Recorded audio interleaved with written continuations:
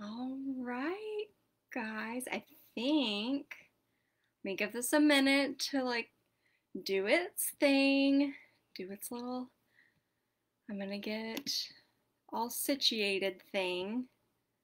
Alrighty. All right, welcome to day 3 of our first steps to prevent and reverse Alzheimer's master class. I wanted to welcome you today. If you are here live with us, please say hello in the chat, say where you're from, and all that good stuff. I love it when you guys comment and say hey. Um, so if you're catching the replay, also please say hey, and you can say hey, I'm watching from the replay, or say hashtag replay. Totally up to you. And before we get started, I wanted to kind of recap a little bit from yesterday.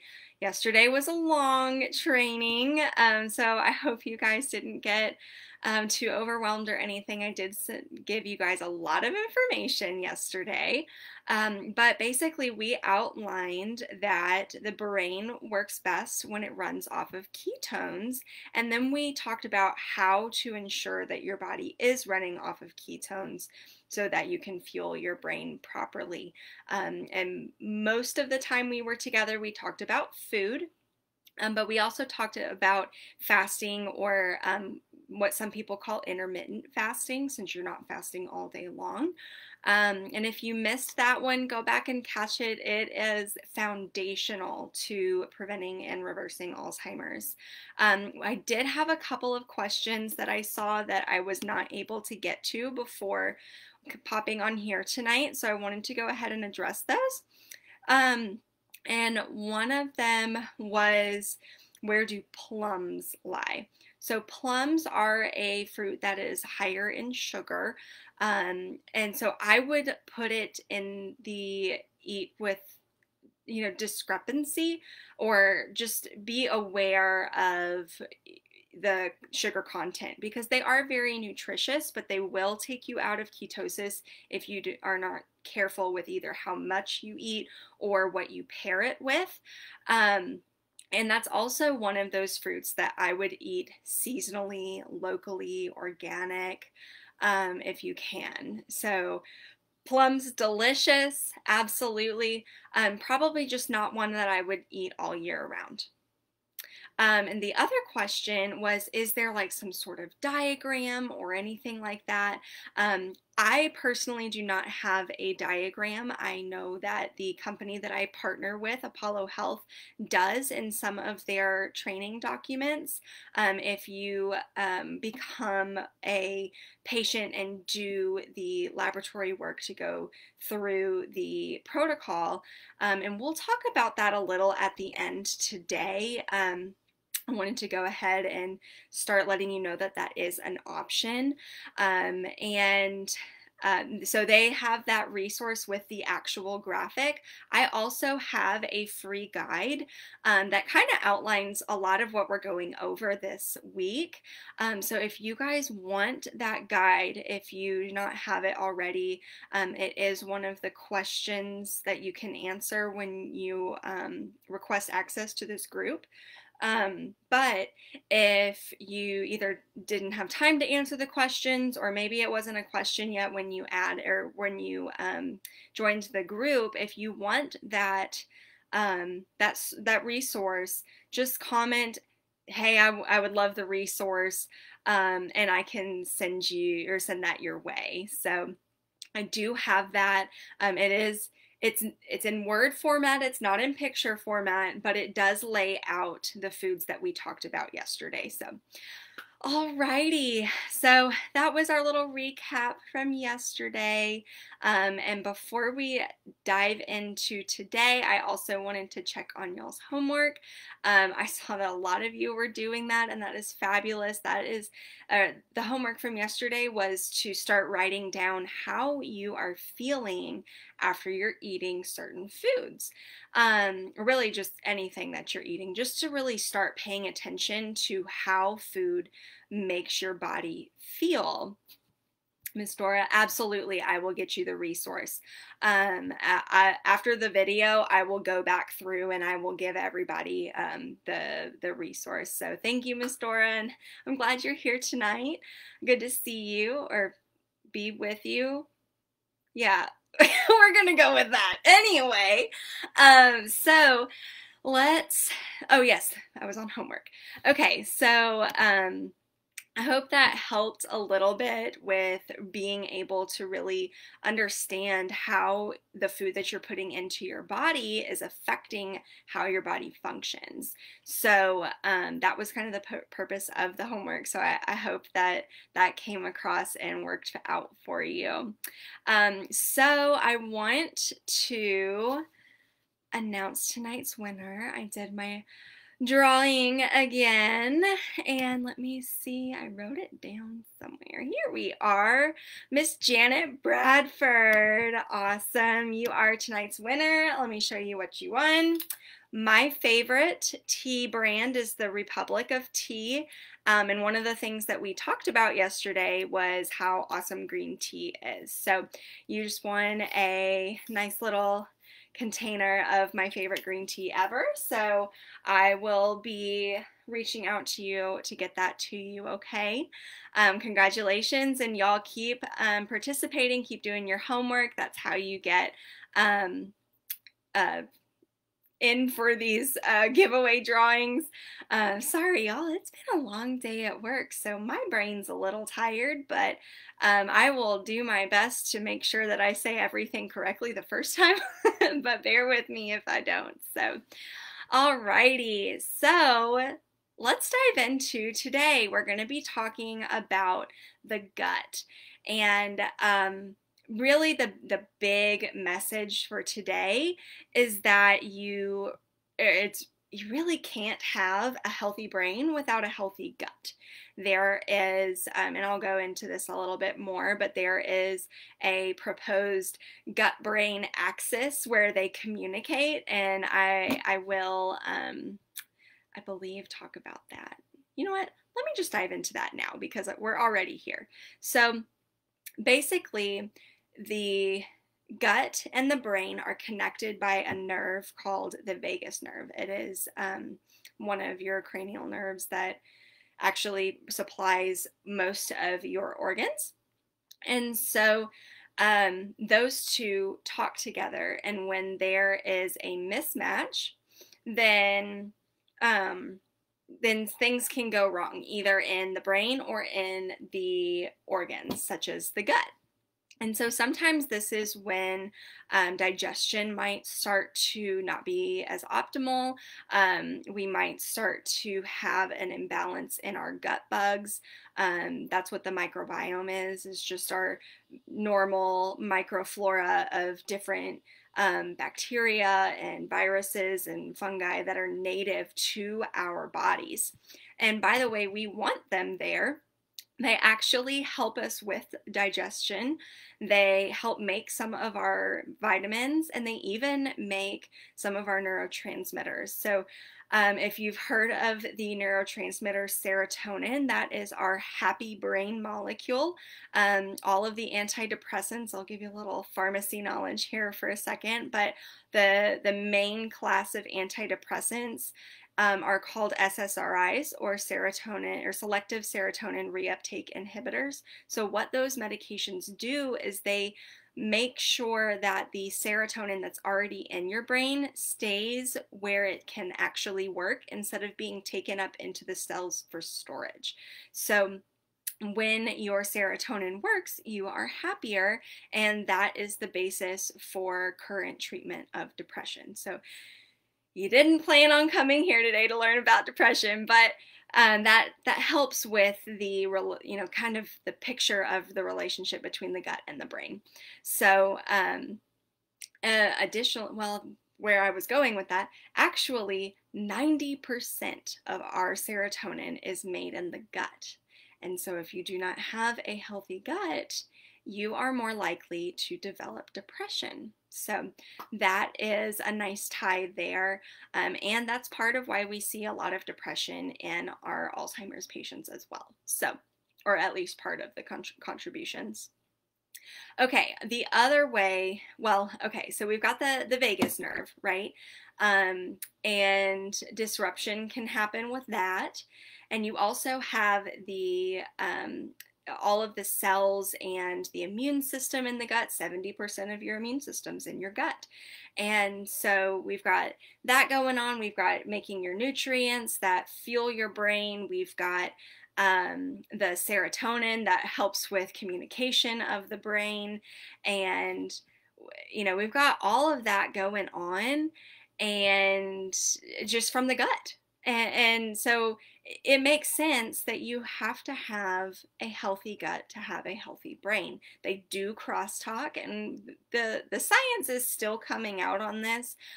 What I've presented to you already is what we know. But of course, we are just chugging along at it, and I'm excited to see where more comes out.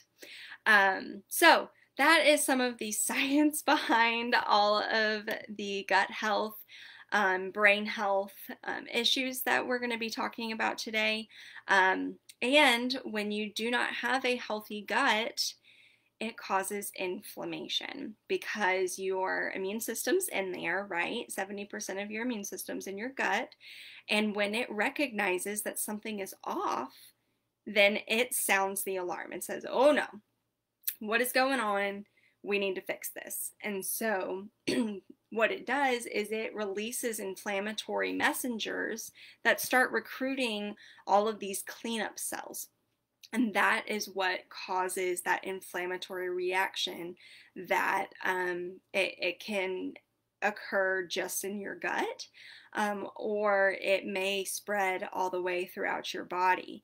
So it totally depends on the person and, you know, what's gone on in their life and in their environment and everything. But we know that one of the major causes of Alzheimer's is inflammation. So if your unhealthy gut can cause inflammation, that can then contribute to Alzheimer's. Okay, actually, an unhealthy gut is the most common cause of inflammation that I see. So I want you guys to just be aware of how common this really is, okay? And signs of an unhealthy gut include, and this is going to be a decently long list, so just prepare yourselves, okay?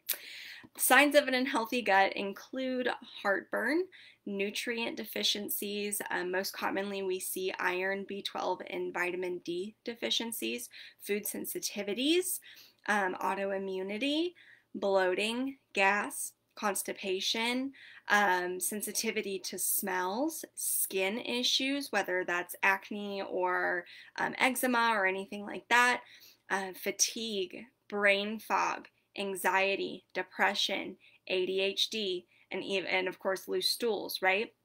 So all of those, and that is not an exhaustive list, by the way, but all of those do point towards having an unhealthy gut. Okay, so basically what we want to do if we have a healthy gut, we want to heal it, right? That makes sense. So healing the gut can help decrease inflammation, and this can be just in the gut again, or it can be body-wide. It can improve your nutrient absorption, so you're getting those nutrients to your brain. It can enhance your immune system. Again, remember, 70% is in your gut, right? So we want to make sure that that's healthy so that we can fight off all these infections that we're encountering every day. It can help support an optimal microbiome. Those are those gut bugs that I mentioned. Let's see, and all of that does provide optimal levels of nutrients and supportive factors to the brain. Okay, so I'm going to take you through a few steps for healing the gut, and these are just some basic steps, but they've proven very helpful in my day-to-day practice. So this hopefully will help you as well. Step one is you want to remove potential triggers for a malfunctioning gut. So a good way to start is to begin from the eating plan from yesterday. You will also want to minimize your toxin exposure, which we will talk more about tomorrow. But one of the easiest ways to do that is to prioritize organic, local, grass-fed, pastured, all the things. And you will also want to minimize antibiotics and anti-inflammatory medications if you can. And remember, this is if you can. Again, this is not medical advice. Please ask your doctor, talk to your doctor before you stop any medications. But these do affect the gut and can contribute to an unhealthy gut. So antibiotics, they don't just kill the bad bacteria, they kill your good bacteria too, so that they can, it can allow some of the bad bully bugs, if you will, to overgrow, and that will cause an imbalance in your microbiome. And then anti-inflammatory medications like NSAIDs, like ibuprofen, naproxen, meloxicam, and even steroids like prednisone or like a Medrol dose pack or something like that. Those also can damage the lining of your gut cells and cause it to be leaky. And when you have a leaky gut, then things that aren't supposed to get through into your bloodstream can. So this means undigested medications. This means bacteria or other microbes. This means larger food particles that are supposed to get across your gut barrier. All of that can get across and trigger your immune system to further enhance the inflammatory process. So you see where all these things are kind of coming together to in like a feed forward cycle, and if you don't do anything to stop it, which is why we're here, we're going to work to stop this process, but if you don't, then it just keeps going and keeps going and keeps going. So again, minimize those if you can. And as well, if you, a lot of people that I've run into might be sensitive to specific foods, and those can be different for everyone. The best way to determine that is through a food sensitivity test, but you don't have to do a food sensitivity test. You could do a regular elimination diet based off of the most common foods that cause food sensitivities. Like some of those would be gluten, dairy, soy, eggs, pork and beef, sugar, definitely. But that one again is very personalized, whether you want to do a test or some sort of elimination diet, or even if you want to just pay attention to how you feel after you eat certain things.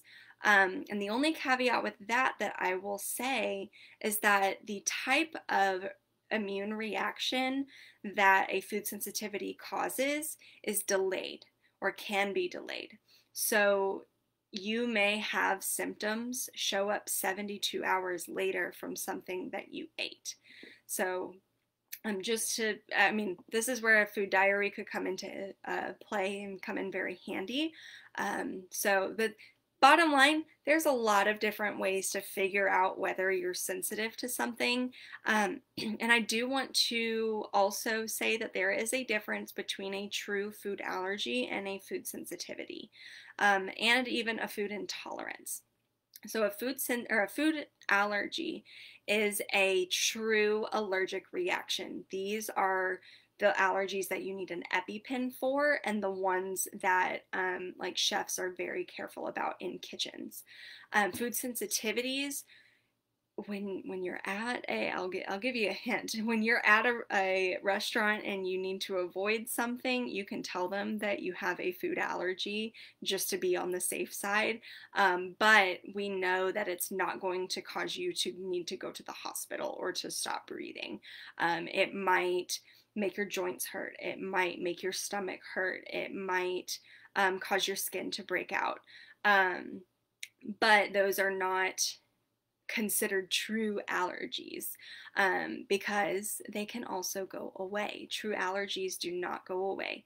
But if you eliminate a food that you are sensitive to for, say, 3 to 6 months, and you are healing your gut at the same time, that part is very, very important, then many times those sensitivities can go away. Some of them might never.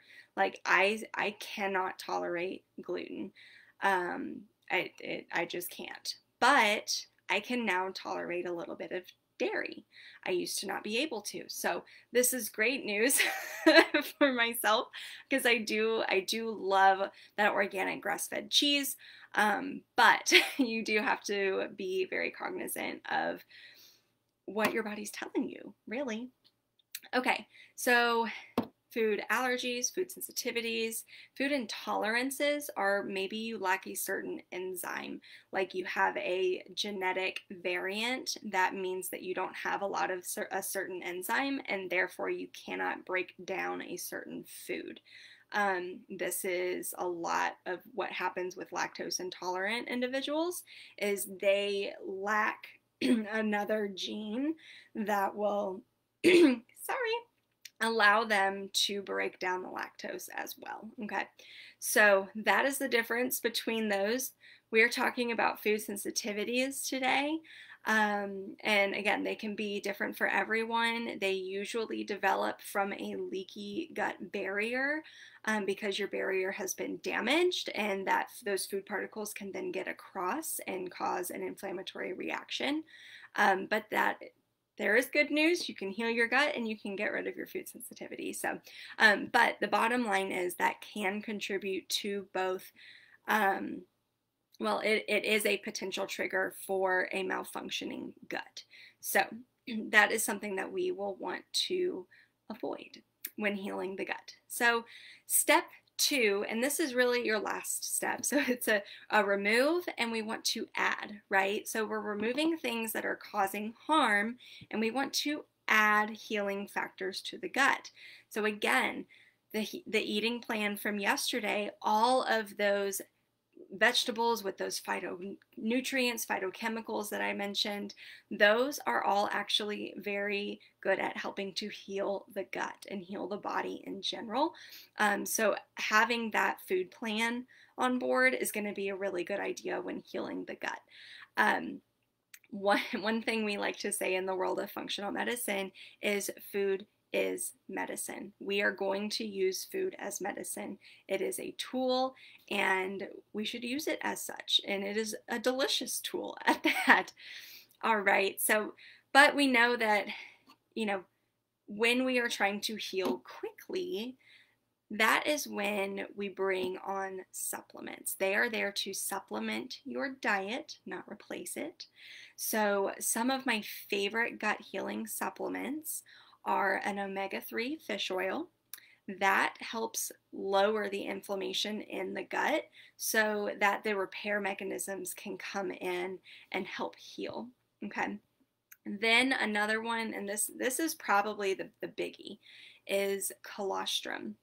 And so, yes, I know that colostrum comes from dairy, but when it is purified as just the colostrum supplement, I have not had an issue with someone who tested sensitive to dairy taking the colostrum, because all it is IgG antibodies that help stimulate your own immune system to begin healing the gut. That's all it does. It's a stimulant for it is a trigger for your immune system to begin the healing process. So I love that one. You might see it as colostrum, you might see it as IgG. Then L-glutamine. This is the main fuel source for your gut cells. So if you want your gut cells to heal, they need to have fuel, right? So we want to make sure that they have their food so that they can heal for us. Okay, last but not least, magnesium, and specifically magnesium chelate. Okay, that is spelled CHELATE. That is my favorite form of magnesium because it is tied to different amino acids that help it absorb across the gut lining very, very well. If this is true for all supplements, if you do not absorb it across your gut lining, it's not going to do anything for you because it's not getting to its target site. Okay. I learned all this in pharmacy school. So thank you, pharmacy school, for teaching me all the science behind this, right? But why magnesium is so important is one, it is actually involved in over 600 reactions in your body. It is so vital. It is not even funny. Might be my favorite supplement of all time. Not gonna lie. Anyway, back to magnesium. What we're using it for in this particular case when we're healing the gut is as energy transport. You have to have a magnesium molecule attached to an energy molecule to send it anywhere in the body. So if you do not have enough magnesium on board, you might be making plenty of energy, but you can't ship it anywhere for it to be used. So we want to make sure that that is on board again so that our gut cells are properly fueled and that they can heal for us, okay? Now I do want to caveat all of those supplements with I highly recommend looking into and investing in professional grade high quality supplements. Okay, this level of supplement actually has data to back up its cleanliness and efficacy.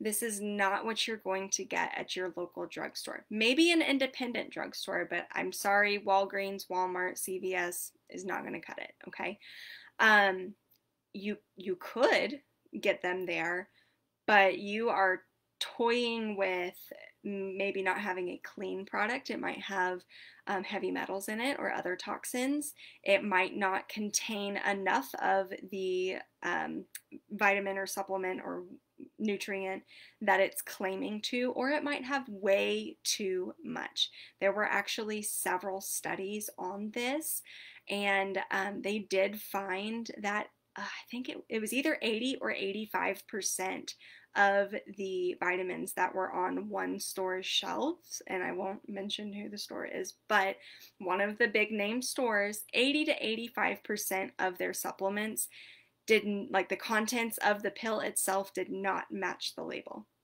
That is scary to me, and I don't want to take a chance with my body, and I really don't want you to take a chance with yours either. So professional grade, high quality. If you need help finding them, let me know. I do have a link where you can get high quality supplements that I know are really, really good. Let me know if you're interested in that link and I can drop it in the comments, okay? So also, before you begin any supplements, please, please, please talk to your healthcare provider or providers. We definitely want to make sure that you are taking these safely. They are just like medications, and that some of them do have side effects if you have certain parameters on board. So we definitely want to make sure that you are taking these safely, and that is why I recommend asking your healthcare provider. Okay? All right. So if you do both of the above steps, removing what is causing harm, adding what you need to heal, in about a month, your gut should be well on its way to healing. And that is, trying to stick to steps 1 and 2 as much as possible, okay?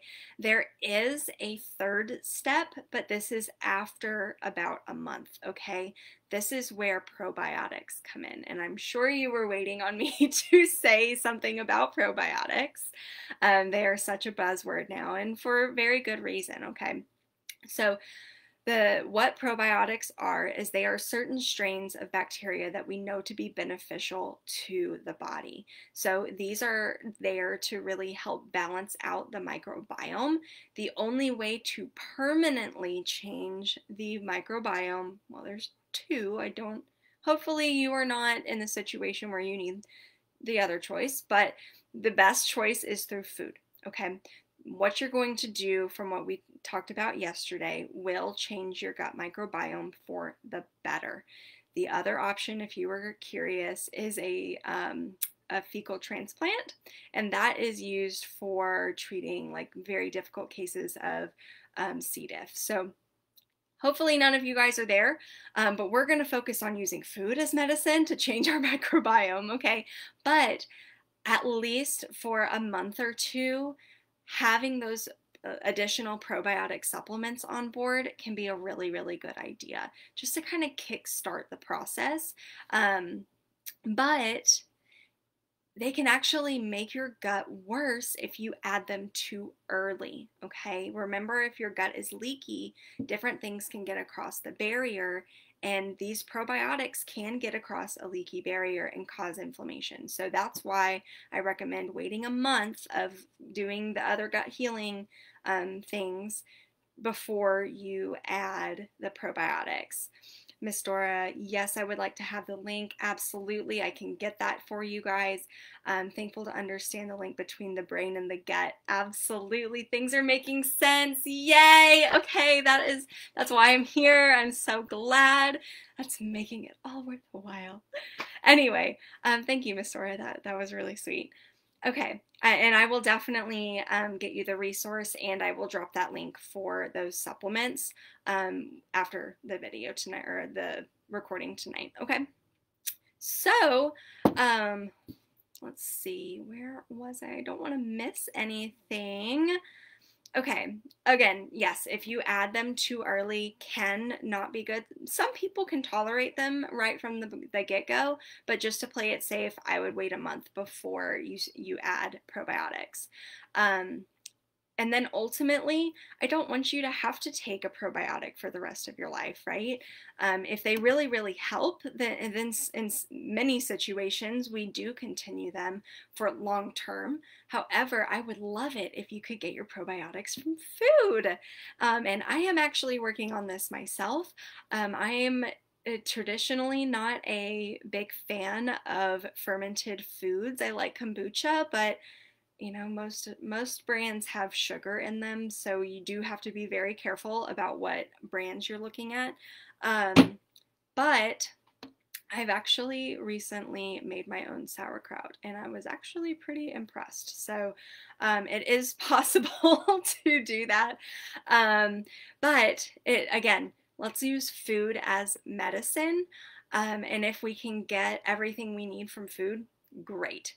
However, while we're in the healing process, we like to have those supplements on board, but once you get to maintenance, that's where ideally you would be getting most of your nutrients from food, okay? Alrighty. Okay, and then for more of those probiotic foods, I would like to refer back to yesterday's video, as well as the free resource that if you do not have it yet, I will, and want it, let me know, like Miss Dora did, and I will get that to you. It's also listed in there. Okay, so I'm going to do a quick recap of what we've covered today, but if you have any questions, go ahead and drop them in the chat, and I will try to address those as best I can. So today we talked about the connection between the gut and the brain via the gut-brain axis. Again, we're still doing research on exactly how that works, but we do have a rough idea that helps make sense of things. And then we talked about what it looks like if you don't have a healthy gut, and then what to do about it. So we had 3 steps of what to do about it. Step 1, remove what's causing harm. Wow, y'all, English hard. So step 1, remove what's causing harm. Step 2, add healing factors. And step 3, add probiotics after a month, okay? So I'm not seeing any questions at this time, but especially if you're catching the replay, drop in your questions and I will get to them as soon as I can. And let's talk about homework for tonight and tomorrow before our day 4 video. The homework that I would love for you guys to do, and this is going to be fun, I promise. I would love for you to do an internet search or a cookbook search or whatever it is that you want for keto recipes and find one breakfast, one dinner, and one snack that you actually find appealing that you would like to try. If you would like to share this with the group, you absolutely can. But I want you to keep the brain health protocol that we have talked about this whole week in mind, because you're going to see that a lot of keto recipes look delicious but aren't necessarily created for brain health in mind, okay? So that is the homework, is to find a keto recipe that you would love to try, preferably that also fits in with the Keto Flex food plan, okay? It's going to be fun. Shopping for recipes is one of my favorite pastimes. Just ask my parents.